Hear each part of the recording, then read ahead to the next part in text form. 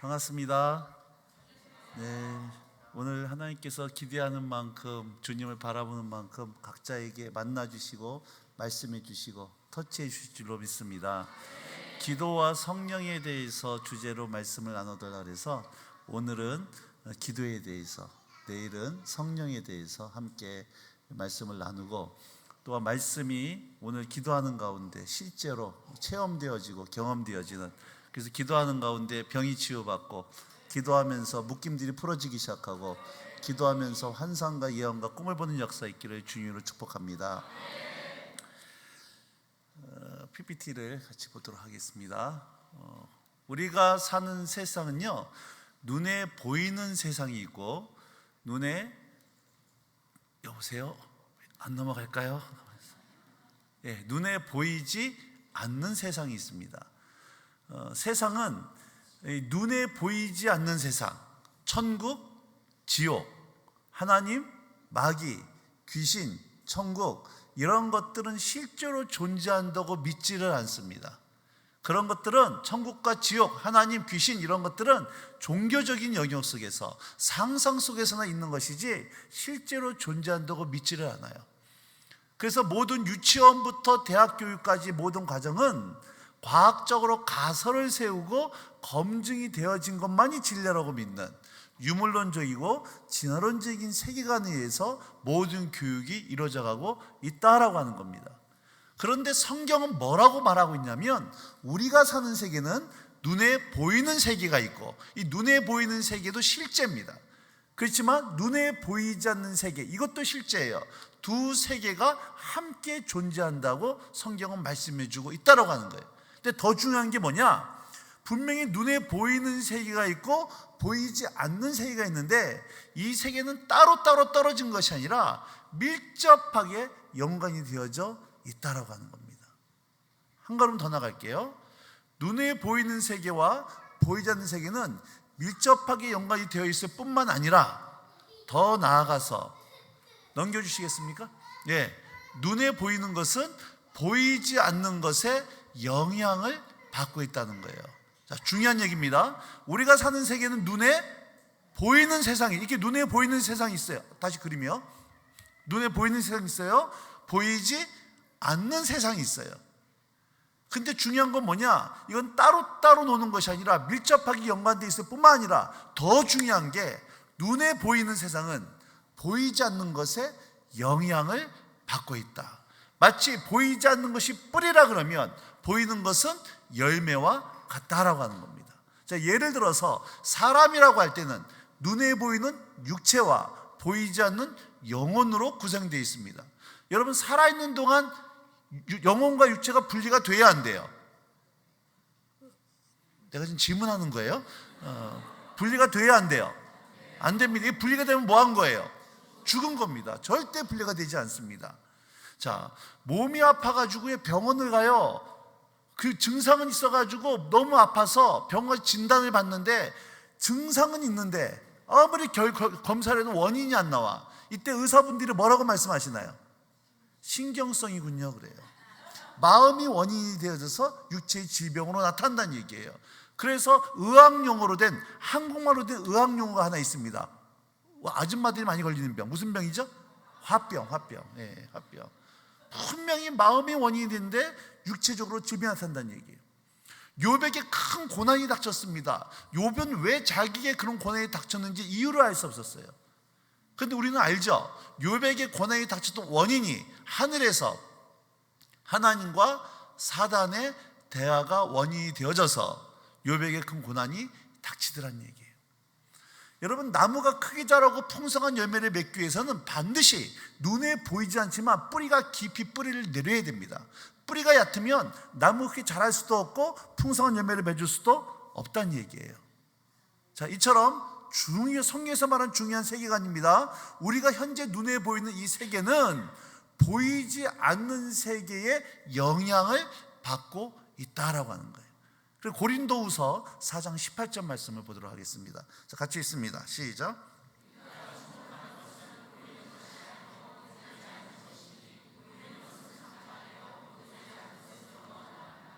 자, 우리가 주목하는 것은 눈에 보이는 것을 주목하는 것이 아니라 보이지 않는 것을 주목한다.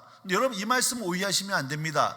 눈에 보이는 것은 별거 없고 눈에 보이는 것이 중요하다, 이런 얘기하는 게 아니에요. 눈에 보이는 세계, 내 가정, 내 자녀, 내 배우자, 서울 땅, 온누리교회, 여러분 열방, 북한 땅, 이 눈에 보이지 않는 세계를 변화시키고 선한 영향을 끼치기 원하면은 눈에 보이는 세계를 볼 수 있고 다룰 수 있어야 된다라고 하는 겁니다. 이유는 한 가지예요. 보이는 것은 보이지 않는 것으로부터 말미암았기 때문이라고 하는 겁니다. 그러면 눈에 보이지 않는 세계를 볼 수 있는 눈을 뭐라 그럴까요? 영안이라고 하는 거예요. 여러분, 영적 지도자들은 눈에 보이는 현실 속에서 모든 원인을 찾는 자들이 아니라 보이지 않는 세계를 볼 수 있고 다룰 수 있는 영적인 눈이 띄어지는 그런 영적인 통찰이 있기를 주임으로 축복합니다. 여러분, 모든 영적 지도자들 또 기도하는 사람들은요, 반드시 눈에 보이지 않는 영적인 세계를 볼 수 있는 눈이 있어야 된다는 얘기예요. 엘리사를 잡으려고 아람 군대가 쳐들어옵니다. 자고 일어나 보니까 수많은 아람 군대들이 엘리사를 둘러 진치고 있는 거예요. 그걸 보고 엘리사의 종 게하시가, 선생님 큰일 났습니다, 우린 죽었습니다, 어떻게 하면 좋습니까? 겁에 질려버립니다. 도망갈 구멍이 없어요. 이때 엘리사가 뭐라고 말하냐? 걱정하지 마, 저 사람들보다도 우리 함께해서 더 많아. 그래서 게하시 문을 딱 열어주니까 수많은 불말과 불병거들이 그들을 둘러 진치고 있더라고 하는 거예요. 여러분, 아람과 같은 수많은 문제들, 경제적인 문제, 재정의 문제, 질병의 문제, 자녀의 문제, 사업체의 문제, 도망갈 구멍이 없는 이런 완전한 원수의 공격 앞에 피할 구멍이 없는 상황에 처해지면 게하시의 반응이 정상입니까? 엘리사가 정상입니까? 게하시가 정상이에요. 당연한 반응입니다. 그런데 보이지 않는 그 게하시 눈을 딱 열어주니까 수많은 천군 천지를 둘러친 걸 봤을 때 그때 누가 정상이에요? 엘리사가 정상이더란 얘기예요. 자, 여러분, 오늘 기도하면서 이 눈에 보이지 않는 영적인 세계가 보여지고, 여러분, 그 영적인 세계를 다룰 수 있는 영적인 능력이 주어지길 주임으로 축복합니다. 그러면 반드시 눈에 보이는 현실을 바꾸기 위해서는 보이지 않는 세계를 볼 수 있고 다룰 수 있어야 되는데, 그러면 눈에 보이지 않는 세계를 다룰 수 있는 그 능력, 그 권세, 권위를 하나님께 우리에게 주셨다라고 하는 거예요. 눈에 보이지 않는 세계를 다룰 수 있어야 보이는 세계를 변화시킬 수 있다는 얘기입니다. 그러면 보이는 세계를 변화시키기 위해서는 보이지 않는 세계를 다룰 수 있어야 되는데, 이 보이지 않는 세계를 다룰 수 있는 능력이 뭘까? 그것이 바로 기도라고 하는 거예요. 하나님은 여러분의 기도에 응답하기를 기뻐하십니다. 하나님 우리의 기도에 응답하기를 응답하기를 또 기뻐하시는 분이세요. 하나님 우리의 기도를 사용하시는 분이십니다. 이렇게 질문할게요. 왜 하나님은 우리에게 기도를 요구하실까 하는 거예요. 하나님은 성도의 기도를 사용하시고 우리의 기도에 응답하기를 기뻐하시는데, 그래서 우리 보고 기도하라고 말씀하시는데, 궁극적인 이유, 왜 하나님은 우리에게 기도를 요구하실까? 오늘 그것이 본문 말씀 창세기 1장 26절에 근거를 하고 있다고 하는 겁니다. 자, 창세기 1장 26절 다시 한번 읽겠습니다. 시작.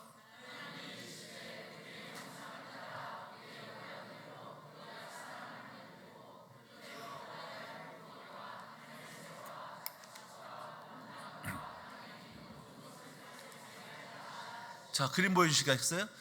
하나님께서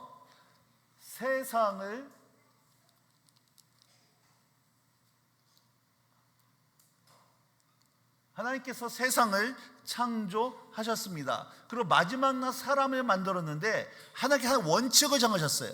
그 원칙이 뭐냐? 하나님은 온 세상의 창조주이고 소유주이시지만 나는 앞으로 내가 만든 사람을 통해서 세상을 다스리겠다. 이게 하나님의 원칙입니다. 이 원칙은 절대 바뀌지를 않아요. 하나님 그렇게 결정하신 겁니다. 다시 한번, 하나님은 온 세상을 창조하신 창조주이시고 소유주이세요.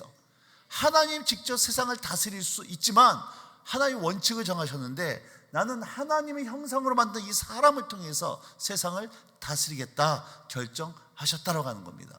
그래서 사람이 하나님의 뜻대로 세상을 다스리는 만큼 세상은 변화되어지게 되어 있다는 얘기예요. 거꾸로 사람이 하나님의 뜻대로 세상을 다스리지 않으면 세상은 절대 변화되어지지 않는다라고 하는 겁니다. 그래서 하나님이 자 보세요. 여러분, 주님 모르는 내 남편, 주님 모르는 부모님, 우상 숭배하는 친정, 음란한 사람, 북한 땅, 이라크, 여러분 하마스, 우크라이나, 러시아, 하나님께서 한순간에 바꿀 수 있어요, 없어요? 하나님께서 한순간에 변화시킬 수 있어요, 없어요? 쉬워요, 어려워요? 직접 하시면 돼. 근데 우리 보고 왜 기도하라 그러고 왜 우리 보고 전도하라 그러실까? 이유는 한 가지입니다. 이 땅을 다스린 책임을 누구한테 주셨기 때문에? 우리 사람에게 주셨기 때문이라는 거예요. 하나님이 최초에 만들어진 사람의 이름이 뭐였습니까? 아담이죠. 아담의 뜻이 뭘까요? 그게 사람이에요. 아담을 번역하면 사람입니다. 그래서 아담을 향한 뜻은 바로 오늘 저와 여러분 이 교회를 향한 뜻인 줄로 믿으시기 바랍니다. 그래서 하나님은 늘 누굴 찾고 계시느냐? 하나님의 뜻대로 세상을 다스릴 바로 그 사람, 그 교회를 찾고 계신 줄로 믿으시기 바랍니다. 여러분, 각 시대와 나라마다 하나님께서 부흥을 주셨어요. 조선의 부흥, 일본의 부흥, 미국의 부흥, 영국의 부흥, 브라질의 부흥, 미얀마의 부흥, 2년 전에 있을 때 에딘버러 대학의 부흥. 여러분, 각 시대와 나라마다 부흥을 주셨는데 중요한 건 이겁니다. 부흥을 주시는 분은 하나님이세요. 그리고 부흥은 시대와 나라마다 다 틀렸습니다. 근데 이 부흥의 어떤 역사를 살펴보니까 100%의 공통점이 있는데 그 공통점이 뭐냐? 분명히 부흥은 하나님께서 주시는데 부흥의 어떤 현장의 공통점을 보니까 부흥이 일어나기 전에 하나님 반드시 기도하는 사람과 기도하는 교회를 먼저 세우시고 기도하는 사람과 기도하는 교회를 통해서 세상을 바꾸어 나가시더라고 하는 거예요. 우리가 기도했기 때문에 부흥이 오는 것은 아닙니다. 왜냐하면 부흥은 하나님께서 주권적 역사하신 사역이기 때문에 그래요. 그러나 하나님께서 온누리 교회에 여러분의 가정 가운데 이 대한민국에 부흥을 주시는 분은 하나님이시지만 부흥을 주실 때는 반드시 먼저 기도하는 사람과 기도하는 교회를 먼저 세우시고 그 기도를 통해 이 땅의 부흥의 역사를 펼쳐 나가시더라고 하는 거예요. 세상 사람들은 한국에 변화되지 않는 것이 여당 때문이니 야당 때문이니 뭐 내로남불이 적반하에 서로 치고받고 싸웁니다. 근데 여러분, 하나님의 관심은 이 대한민국이 변화되지 않는 것을 정치가한테 찾는 것이 아니라 누구한테 찾고 있느냐? 바로 오늘 저와 여러분 교회에게 찾고 있다는 거예요. 교회가 부흥하면 세상은 반드시 바뀝니다.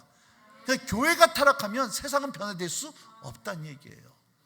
그래서 하나님은 이 땅의 변화와 이 땅의 부흥을 사람에게 찾는 것, 정치에 찾는 것이 아니라 바로 오늘 저와 여러분 교회에게 찾고 계시다라고 하는 거예요. 영종도에 인천국제비행장이 생기기 전에 김포국제비행장이 있었습니다. 그때 외국에서 오는 외국인들이 서울에 이제 김포국제비행장이 착륙을 할 때 서울의 야경을 봐요. 야경을 볼 때 아주 인상 깊게 봤던 장면이 있었습니다. 혹시 뭔지 아세요? 십자가입니다. 공중에서 서울 땅을 바라보는데 빨간색으로 도배가 되어 있는 거야. 아니, 도대체 저 빨간색이 뭐냐? 자세히 살펴보니까 십자가더라는 거예요. 굉장히 인상 깊게 봤던 장면이었습니다. 서울 땅에 얼마나 교회가 많은지, 공중에서 사람을 떨어뜨리면 십자가에 찔려 죽을 정도로 교회가 많다고. 그렇게 교회가 많은데 여러분, 왜 대한민국이 이렇게 바뀌지 않는가? 날이 가서 더 악해져 가고 있는가? 하나님은 그 책임을 누구한테 묻고 계신다? 오늘 저와 여러분 교회에게 묻고 계시다는 거예요. 자, 결론을 내리고 말씀 전합니다. 하나님 우리의 기도를 사용하기를 원하십니다. 여러분의 기도 응답하기를 기뻐하세요. 그럼 왜 하나님 우리 보고 기도하라고 하실까? 이유는 한 가지입니다. 이 땅을 다스린 책임을 누구한테 주셨기 때문에, 오늘 저와 여러분 교회에게 주셨기 때문에 하나님 우리의 기도를 사용하셔서 이 땅을 다스리고 변화시켜 나가기를 원하신 줄로 믿으시기 바랍니다. 그러면 이것이 정말 사실일까? 목사가 그렇다니까 아멘하면 안 되고요. 우리의 모든 믿음의 근거는 말씀에 있어야 됩니다. 그러면 정말 성경 말씀이 성도들의 기도를 통해서 세상을 바꾸어 나가기로 결정하셨는가? 이게 정말 사실일까? 자, 성경을 통해서 한번 증거를 내어드리도록 하겠습니다. 두세 증인만은 참이라기 그랬기 때문에 제가 세 가지의 증거를 함께 좀 보여드리도록 할게요. 열왕기상 17장 1절 말씀입니다. 자, 시작.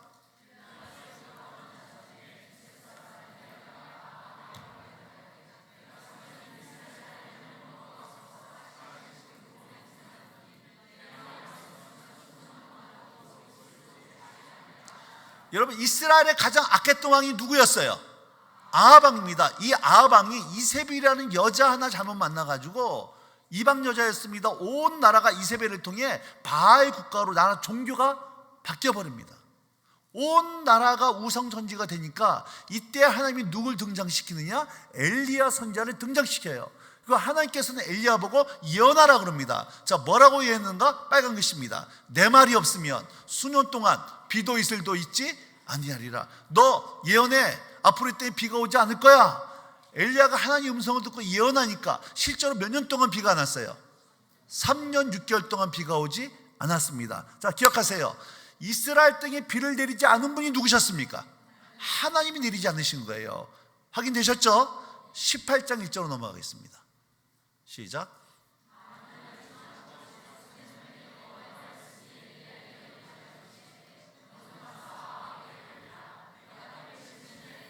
자, 많은 날이 지나고 비가 오지 않은 지 3년 6개월이 지난 겁니다. 3년 6개월이 지난 다음에 하나님께서 엘리야 보고 다시 예언하라 그럽니다. 뭐라고 예언하라고 했어요? 빨간 글씨 시작. 내가 비를 지면에, 여기서 내가가 누구예요? 내가 하나님이십니다. 하나님이 비를 지면에 내리시겠다는 거예요. 그럼 보세요.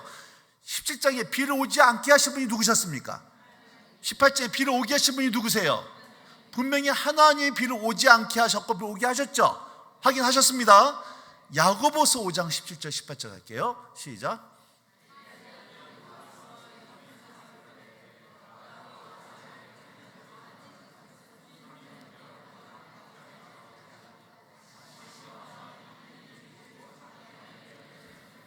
엘리야는 우리와 성정이 같은 사람이다. 저는 이 말이 너무 좋아요.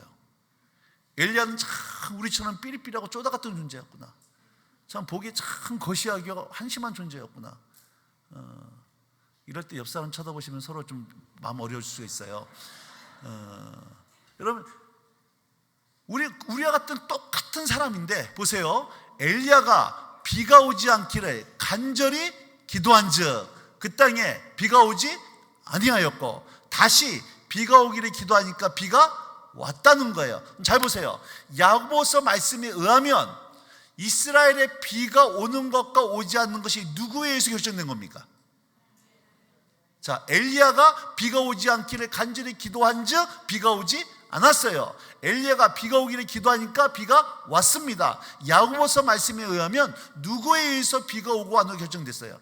엘리야입니다. 근데 열왕기상은 누구에 의해서? 하나님에 의해서 모순되는 것 같아요. 모순이 아닙니다. 비를 내리신 분은 누구셨어요? 분명히 하나님이 비를 내리시는 분이지만 하나님께서 이 땅에 비를 주시기 위해서는 누가 기도해야만 됐다? 엘리야가 기도해야만 됐다는 얘기예요. 이유는 한 가지입니다. 이 땅을 다스린 책임을 누구한테 주셨기 때문에? 사람에게 주셨기 때문이라는 거예요. 제가 이 말씀을 가르치다가요, 어느 날 하나님께서 하나의 단어를 눈에 확 띄게 하셨습니다. 그러면서 내가 그동안 성경을 잘못 이해했구나, 내가 그동안 이 말씀이 왜 안 보였을까 싶었던 말씀이 있었습니다. 그게 바로 이 간절히라고 하는 단어였어요. 내가 어떻게 말씀을 잘못 이해했냐면 이렇게 이해했습니다. 하나님께서는 엘리야 보고 너 예언해 그러니까 엘리야가 하나님 음성을 듣고 예언을 하니까 비가 오지 않거나 비가 왔다라고 생각을 했어요. 이게 잘못된 이해라는 거 알게 하셨습니다. 그게 아니라는 거예요. 하나님께서는 엘리야 보고 너 예언해 그랬습니다. 엘리야가 하나님의 음성 듣고 예언했을 뿐만 아니라 예언한 걸로 끝난 것이 아니라 예언이 성취가 되도록 어떻게 했다는 얘기예요? 간절히 기도함으로 그 예언이 이 땅에 실제로 이루어지게 되어졌다라고 성경 말씀해 주고 있다는 얘기입니다. 자, 한 가지 증거가 끝났습니다. 두 번째 증거입니다. 에스겔서 36장으로 갈게요. 제 말씀은 듣고 이 말씀을 읽어야 됩니다. 바벨론이 첫 번째 침략했을 때 다니엘이 끌려갑니다. 두 번째 침략했을 때 에스겔이 끌려가요. 에스겔이 바벨론에 끌려가 있는 상태에서 세 번째로 바벨론이 예루살렘을 침략해서 완전히 나라가 망했던 소식을 듣습니다. 성전이 불타버리고 수많은 사람이 학살을 당하고 그리고 도시가 파괴됐다는 얘기를 거기서 들어요. 근데 이때 하나님이 에스겔을 보고 예언을 하게 시키는데 무슨 예언을 시키느냐? 완전히 망해버려서 유령도시가 된 예루살렘을 회복시키시겠다고 하는 예언을 하게 시키십니다. 이때 에스겔이 했던 예언이 처음 예언이 오늘 이 말씀이에요. 이건 이루어진 사건이 아니라 70년 후에 이루어질 예언의 말씀입니다. 33절 읽겠습니다. 시작.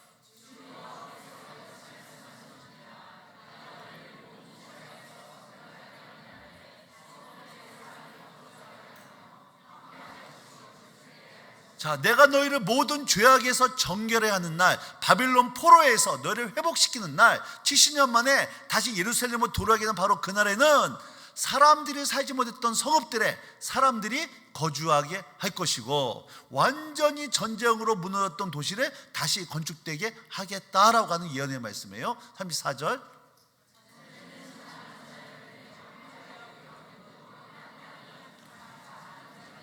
(70년) 동안 농사를 짓지 않아서 황무지가 됐던 땅을 다시 옥토밭으로 경작시키겠다라고 하는 말씀이죠. 35절.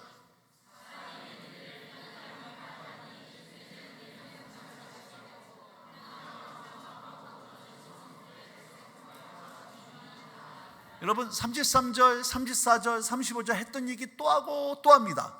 같은 말을 반복하는 이유는 무슨 의미예요? 강조입니다.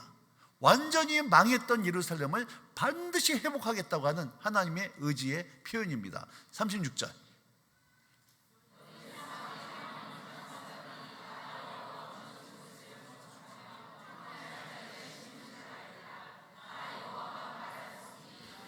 완전히 망했던 예루살렘이 다시 회복되는 걸 보면서, 여러분 역사 이래로 완전히 망했던 나라가 70년 만에 다시 세워지는 경우는 역사 이래 없었습니다.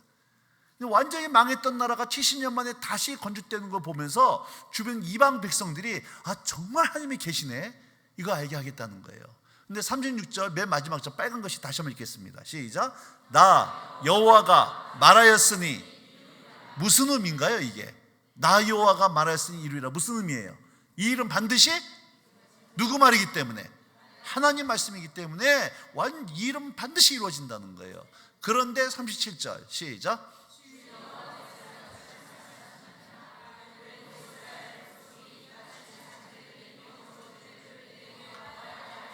성경은 잘못 읽으셨어요.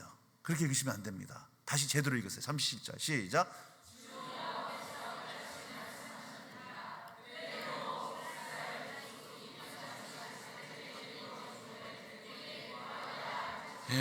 좀 마음에 안 들지만 그래도에다가요 악센트를 100배는 더 집어넣어야 돼요. 여러분 완전히 망했던 예루살렘 성을 회복하는 것은 하나님의 뜻입니다. 그래도예요. 그래도 이스라엘 백성들이 그렇게 되어지도록 나한테 뭐 해야 된다? 기도해야 된다는 거예요. 거꾸로 얘기하면 예루살렘을 회복하는 것은 하나님의 뜻이지만 이스라엘 백성들이 그 뜻이 이루어지도록 기도하지 않으면 하나님의 뜻은 이 땅이 이루어지는 것이 연기될 수밖에 없다는 얘기예요. 이유는 한 가지입니다. 이 땅을 다스린 책임을 누구한테 주셨기 때문에? 교회, 사람에게 주셨기 때문이에요. 그래서 요한 웨슬리 선생님이 이런 말씀하셨어요. 하나님은 성도들의 기도에 응답하는 것 외에는 아무 일도 행하지 아니하신다. 하나님은 얼마든지 주님 모르는 내 자녀, 내 배우자, 부모님 변화시킬 수 있는 분이지만 하나님이 직접 하시지 않고 반드시 전도에 미련한 것을 통해서, 우리의 전도를 통해서 그 사람을 구원하기로 결정하셨다라고 하는 거예요. 자, 두 번째 증거 끝났습니다. 세 번째 증거입니다. 역대하 7장 시작.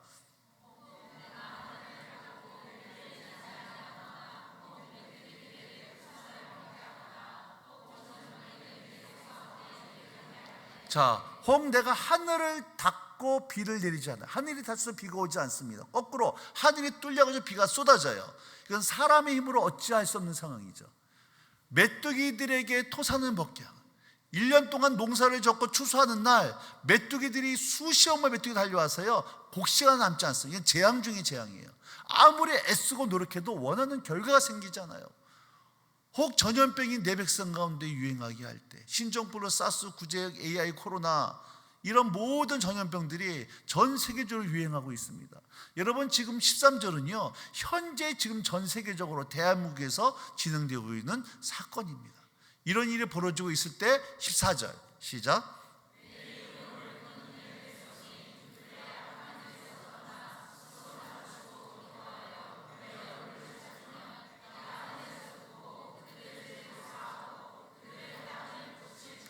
잘 보셔야 됩니다. 내 이름으로 일컫는 내 백성이에요. 이게 누군가요? 문자적으로는 이스라엘이고 하나님의 이름으로 일컫는 내 백성, 영적으로는 교회입니다. 오늘 저와 여러분이에요.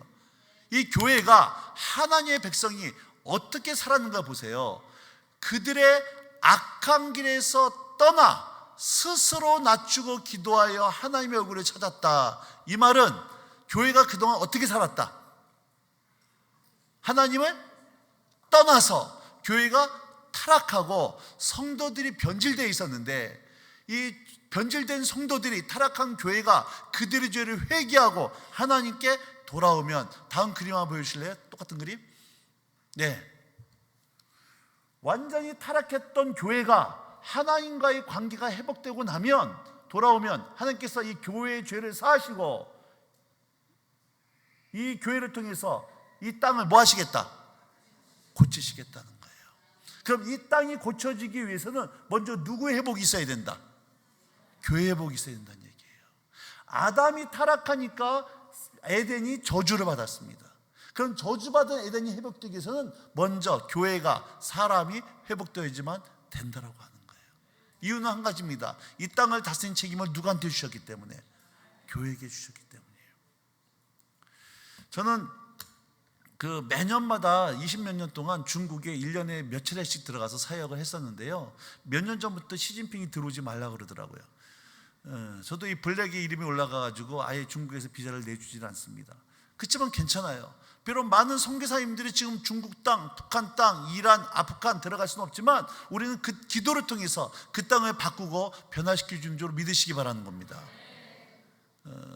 그러면 변화되지 않는 내 가정, 누구 책임? 누구 책임? 시어머니 때문 아니에요? 우리 때문. 다음 PPT요. 같이 읽겠습니다. 시작.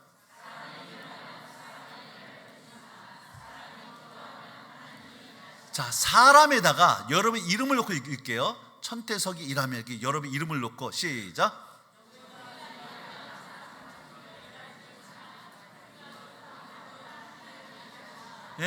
교회가 일하면 교회가 일할 뿐이지만 교회가 기도하면 하나님이 일하신다. 믿으시기 바랍니다. 오늘 여러분들이 일해봤자 여러분 수도 일할 수밖에 없지만 우리가 모여서 기도하기 시작할 때 하나님께서 일하시는 줄로 믿습니다. 믿으십니까? 근데 희한하게 아멘은 잘해. 근데 기도는 안 해요. 아멘은 잘하는데 기도는 안 해. 그리고 이렇게 얘기합니다. 우리 기도했다 치고, 기도했다 치고 열심히 회의해요. 기도했다 치고 열심히 사역해요. 기도했다 치고 열심히 봉사해. 근데 희한하게 기도는 안 해요. 여러분, 오늘 우리가 기도하면 하나님이 일하신다고 하는 사실을 가장 잘 아는 영적인 존재가 누굴까요? 누구예요? 원수입니다. 원수 마귀는요, 기도의 능력을 확실하게 합니다. 그래서 어떻게 해서든지 성도들이, 교회가 기도하지 못하게 만들어요. 주님보다 더 바쁘게 만들어요. 더 바쁘, 주님보다 열심히. 원수도 우리 사역을, 우리 사업을 잘 되게 할 수 있습니다. 바쁘게 만들어서 마치 자신이 중요한 사람인 것처럼 만들어버려요. 그래서 어느 순간부터 기도의 자리를 떠나게 만들어요. 여러분, 원수는 기도의 능력을 알고 있기 때문에 그래요. 여러분, 등 따뜻하고 배부르면 기도할까요, 안 할까요? 언제 기도합니까? 똥 춥다면 기도하나요? 그렇지 않아요, 여러분. 그렇지 않습니다. 많은 사람들이 이렇게 생각해요. 등 따뜻고 배부르면 기도할 일이 없어 기도 안 하지만 인생이 위기가 닥치면 기도한다고 생각하는데 전혀 그렇지 않습니다. 잘 들으세요. 평소에 기도의 자리에 나가지 않은 사람은 내 인생이 위기가 왔을 때 하나님을 찾는 것이 아니라 사람 찾아다닙니다. 기도에 못 나가요. 왜냐하면 기도는요 영적인 전쟁이기 때문에요. 기도는 사역을 위한 준비가 아니라 기도 자체가 사역입니다. 기도는 영적 전쟁은 준비가 아니라 기도 자체가 영적 전쟁이에요. 왜냐하면 기도를 통해서 보이지 않는 세계를 볼 수 있고 다룰 수 있으면 보이지 않는 세계를 다루기 시작하면 현실 세계가 변화가 되기 때문에 원수는 어떻게 해서든지 기도의 자리에 못 나게 만들고 우리가 기도의 자리에 못 나가니까 보이지 않는 세계가 변화되지 않음으로 말미암아 내 현실 세계는 아무런 변화도 있을 수 없다는 얘기예요. 여러분 최근에 전심으로 기도한 적이 언제 있었냐는 거예요. 간절히 기도했던 적이 언제 있었냐는 거예요.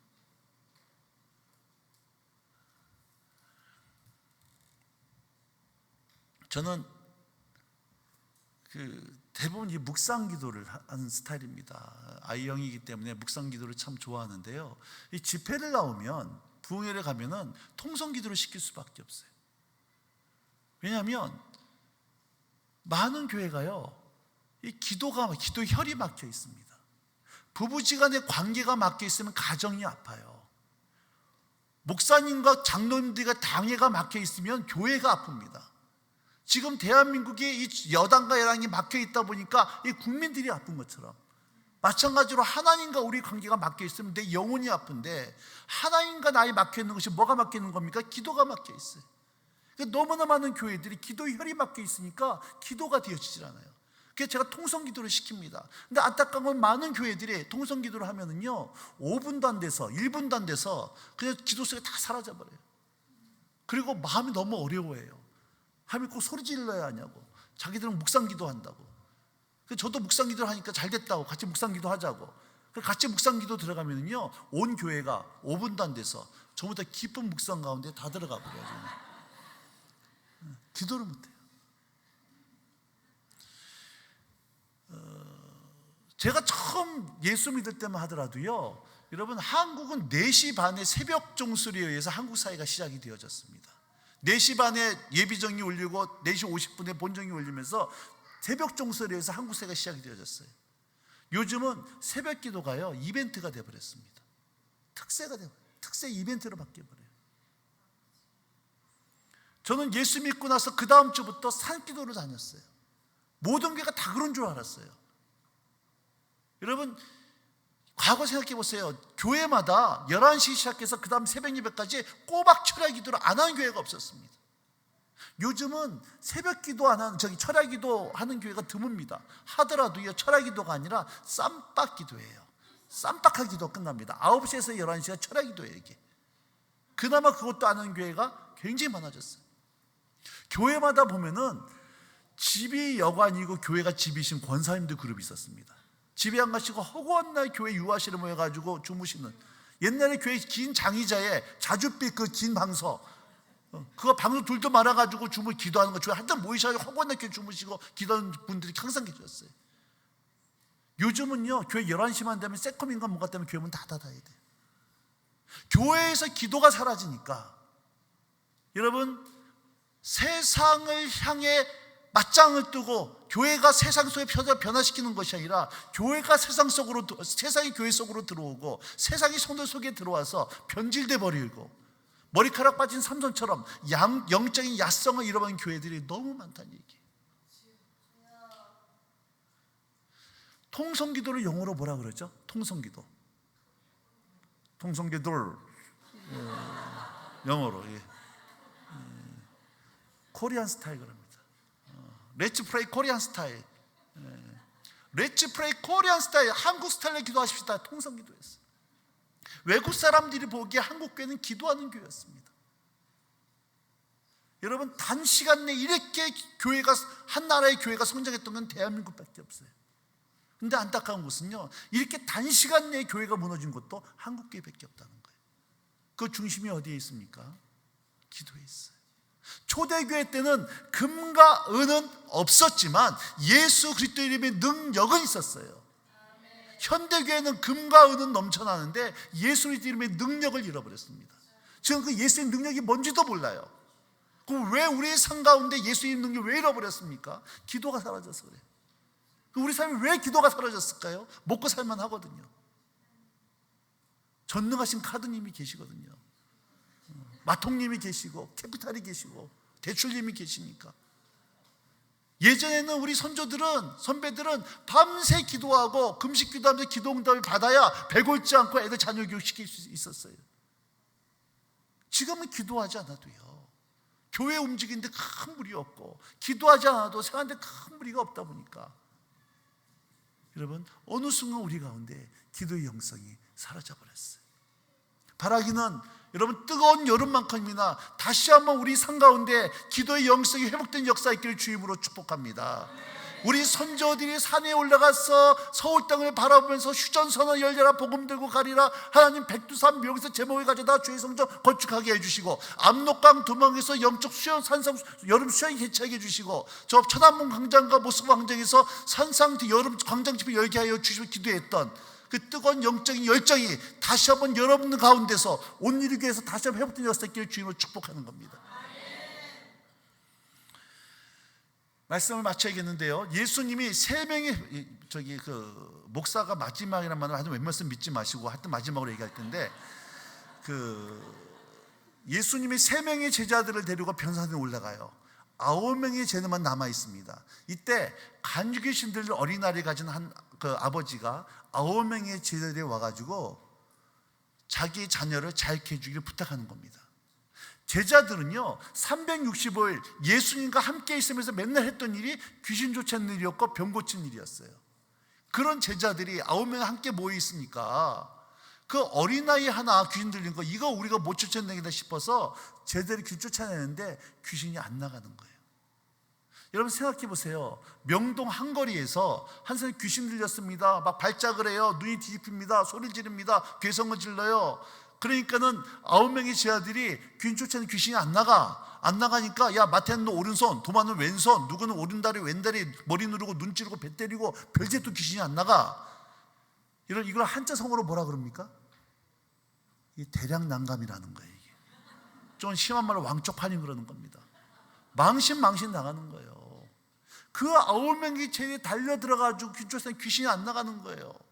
완전 망신을 당하고 있는데 예수님의 변화산 내려와서 그 꼴을 보십니다. 그리고 예수님의 제자들을 귀신을 쫓아내는 거예요. 나중에 예수님과 제자들만이 모였을 때 제자들이 예수님에게 묻는 장면이 마가복음 9장 28절입니다. 28절 시작.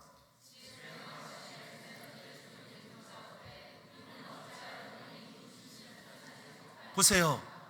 예수님, 우리는 어찌해서 이번에 왜 귀신을 쫓아낼 수 없었습니까? 저희 전에 귀신 쫓아냈잖아요. 저도 기도하기에 병이 났잖아요. 근데 이번에는 그 어린아이 속에 있는 귀신 하나 우리는 왜 못 쫓아냈습니까? 이해할 수 없습니다. 이렇게 물어볼 때 예수님 29절 시작. 기도 외에 다른 것으로는 이런 종류가 나갈 수, 다시 한번 기도 외에 시작. 기도 외에 다른 것으로는 이런 종류가 나갈 수 없느니라. 킹 제임스 버전에는요 기도 옆에 금식이라는 말이 포함되어 있습니다. 기도와 금식 외에 다른 것으로는 이런 종류가 나갈 수 없느니라. 거꾸로 얘기하면 이런 종류는 뭘로만 해결할 수 있다? 기도로만 해결할 수 있다는 거예요. 예수님이 제자들이 하셨던 말씀은 이런 의미입니다. 로이드 존스 목사님이 북이라는 책에서 설명하신 말씀인데요, 예수님이 하신 말씀이 이겁니다. 제자들에게 너희들이 예전에 상대했던 귀신은 한마디로 차원이 낮은 귀신이야. 계급이 낮은 귀신이야. 근데 이번에 너희가 상대한 귀신은 겉으로 보기는 별거 아닌 것 같아도 너희들이 상대해보지 못했던 차원이 다른 귀신이었다는 거예요. 이러한 귀신들은, 이런 종류는 기도와 금식으로만 해결할 수 있다라고 하는 거예요. 오늘 여러분 삶 가운데 이런 종류의 문제 있지 않습니까? 예전에는 여러분의 힘과 여러분의 지혜와 여러분의 재정과 여러분의 권력과 여러분의 인맥을 동원해서 얼마나 해결할 수 있었는데, 지금 현재 여러분 삶에 부딪혀 있는 문제들, 내가 아무리 애를 쓰고 노력하고 사람을 동원한다 할지라도 해결이 안 되어져서 그 문제 앞에 서기만 하면 불안하고 두렵고 막막하고 우울증 생기겠고 공황증 생기겠고 아침에 눈 뜨는 것이 두렵고 저녁에 잠을 자면 눈을 뜨지 않았으면 좋겠고, 그러나 그럼에도 불구하고 해결할 방법이 없어가지고 이런 포기하고 좌절한 문제, 이런 종류의 문제 있지 않습니까? 바라기는 오늘 기도와 금식을 통해, 기도를 통해 이런 모든 문제가 해결되고 떠나는 역사 있기를 주임으로 축복합니다. 기도하기 시작할 때 병이 나는 역사 있기를 축복합니다. 기도할 때 우울증과 불면증과 공황증과 떠나는 역사 있기를 주임으로 축복합니다. 모든 막힌 책임이 풀려지기 시작하고 우상 숭배가 떠나가기 시작을 하고. 여러분, 그러면 언제까지 기도해야 될까? 언제까지?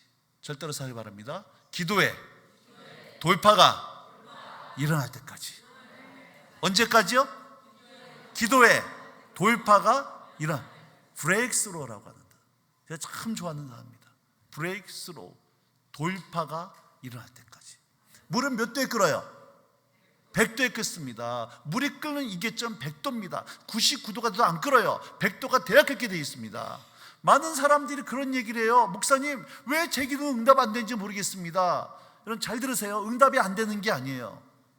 그건 마치 뭐와 같으냐? 댐에 물이 차는 거와 똑같습니다. 넘겨주세요. 댐에 물이 찰 때는 겉으로 보기에는 아무런 변화가 안 일어나는 것 같아요. 근데 댐에 물이 차다가 댐에 임계점이 있습니다. 더 이상 댐 위로 물이 올라오면 댐이 위험해지는 순간이 있어요. 그게 임계점입니다. 댐의 임계점이 딱 차면 어떤 일이 벌어지냐? 다음 그림.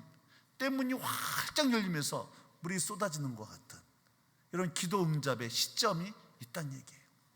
물론 하나님께서는요, 우리의 작은 신음소리에도 응답하실 수 있는 분이세요. 그러나 때로는 하나님께서 오랫동안 기도의 자리에서 기도의 분량이 찰 때까지 기도를 시키시기도 하시더라는 얘기입니다. 그 이유는 하나님의 기도의 능력이, 응답할 능력이 없어서가 아니라 기도하는 그 시간들을 통해서 기도하는 우리들을 변화시키기를 원하시기 때문인 거예요. 근데 안타까운 건 너무나 많은 사람들이 몇 번 기도하다가 포기를 해버려요. 기도해도 안 되네, 기도해도 소용없네, 포기를 해버립니다. 여러분, 예전에 기도하다가 기도에 지쳐서 응답 안 되는 것에 실족해서 기도를 포기할 분들 계시지 않습니까? 마치 나사로가 무덤 속에 들어가 있는 것처럼 우리 여러분의 깊은 기도의 소원을 무덤 속에 집어넣어버리고 돌문으로 가둬버린 계시지 않습니까? 오늘 밤에 여러분 그 무덤 속에 가둬버린 기도의 돌문을 여는 역사 있기를 축복합니다. 그리고 예수님의 나사로에게 얘기했던 것처럼 풀어놓아 다니게 하라 했던 것처럼 여러분의 기도 응답이 다시 풀어놓아 다녀서 반드시 여러분의 삶 가운데 응답받는 역사 있기를 주임으로 축복합니다. 언제까지 기도해야 되는 거예요? 기도의 돌파가 일어날 때까지. 여러분, 기도의 돌파가 일어난다는 것은 이런 겁니다. 몸이 아파요. 아파서 병 낫기를 기도하는데 어느 날 기도를 하는데 기도하는 가운데 내 병이 낫다는 확신이 올 때가 있어요. 그럼 그때 뭐라고 기도하는 겁니까? 응답해 주셔서 여전히 몸은 아파. 근데 기도를 하다 보면은 낫다는 확신이 와. 그때는 응답해 주셔서 감사합니다 선포하는 거예요. 어느 순간 병이 나 있는 겁니다. 내 가정이 우상 숭배를 해요. 아무리 전도를 해도 부모님이 복음을 안 받으려 부모님이 열심히 기도하는데 기도하는 가운데, 이 기도하는 사람이 알아요. 기도하는 가운데 우리 가정이 구원받던 확신이 올 때가 있어요. 주님께서 이게 확신이 줄 때가 있어요. 이게 기도의 돌파가 일어날 때예요.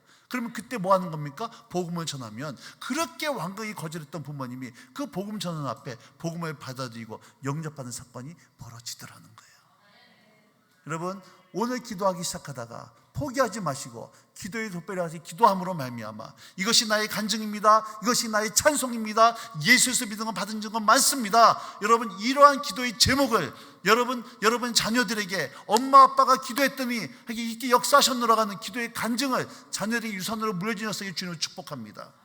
너의 간증 듣고 은혜 받는 우리가 아니라 오늘 우리의 간증, 어제의 간증이 아니라 오늘의 간증, 여러분 과거의 하나님이 아니라 오늘 생생히 살아계신 그 하나님을 체험하고 경험하는 역사 있기를 주님 이름으로 축복합니다. 찬양하시겠습니다.